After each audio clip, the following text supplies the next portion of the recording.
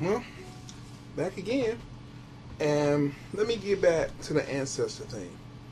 And let me explain it a little bit more thoroughly.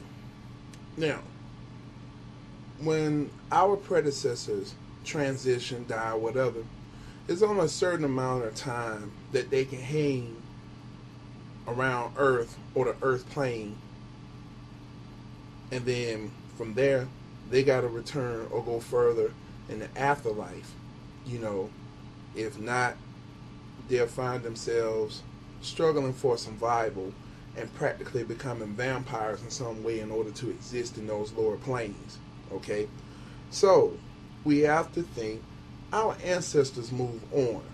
So it would be pretty selfish of us to think that our ancestors are always around for us and that's it. No. When you communicate with your ancestors, what you're actually doing, you're communicating with that essence of memory in the cosmic or etheric memory bank that remembers that person to a T. And so in your mind, when you go on the astral plane or the mental plane to contact these entities or contact your ancestors, so to speak, you're really contacting their essence. So it's like your mother or somebody left you a recording, and then you go and find a recording either on a videotape or CD or whatever, and you plug it in. Okay, the only difference is that we can interact a little bit more with it. However, we're communicating with the essence. So I'm sure there's an individual saying, well, my ancestor speaks through me. That's me.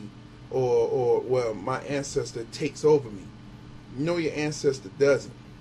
The only entity that can take over you is an entity on that level that's attempting to impersonate your ancestor and wants to use you as an energy conduit and will speak to you, you know, or do things because they can access that energy too.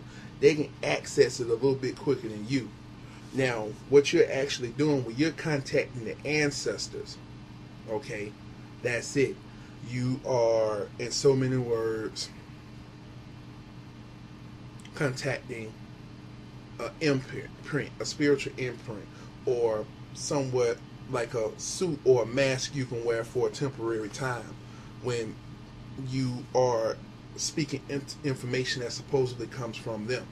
See, when you get in that mode or get into that so-called trance mode and you're channeling your ancestors or whatever, or predecessors, you have to reach a certain vibratory rate in order to do it. That's why you feel as though that you're not in control.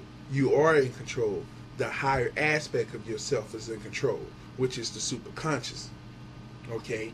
Because it has to be there too, especially as a mediator along with your astral self to make sense of it. So when the messages come to you, it has to relate it to things that you've already been through. And the reason why it doesn't make sense with some people than it does others, because everyone has a filter. And that filter is based upon your state of consciousness. So if you're a person that studies esoteric information, metaphysics, you know, and stuff like that, there's some pretty clear messages that you can get. However, if your mind doesn't go beyond the hood and that's it, your information download is going to be very, very, very limited. If you're a person that's religious and religious only, your information is going to be very, very, very limited. And you're going to definitely see a whole bunch of stuff that you can't comprehend or understand. Because that's your mind attempting to convey the message in a form that you can get. So if your filter is not balanced or well-rounded, there's only so much you're going to get. Okay? So I just wish to go in that, you know, a little bit more. Another thing that's going to come with these changes too is the fact that people you thought you were once cool with, they're going to start looking at you differently. And most of them may either reject you, no reason for alarm. You're getting higher in vibration and you taking off. And if you try to hold yourself back, you're limiting yourself. because there's some things that are going to be going down. They're already going down, but really going down soon. And you don't wish to align yourselves with individuals who do not wish to take off with you. Now, the ones that may be kind with you or be cool with you, children, well, progeny, specifically progeny between the time they're born and 2 years old. And I'm going to tell you how they're going to recognize you.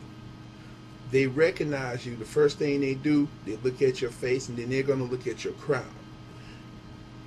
And what they're looking at is the energy emanation coming from your crown or your halo. If it's not a certain frequency, that child is not going to want anything to do with you. It's not going to want anything to do with you. However, you cool, they cool with you.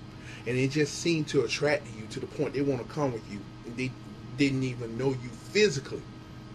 However, we have to remember, those that have been born, they're fresh off the mental, astral, and spiritual plane.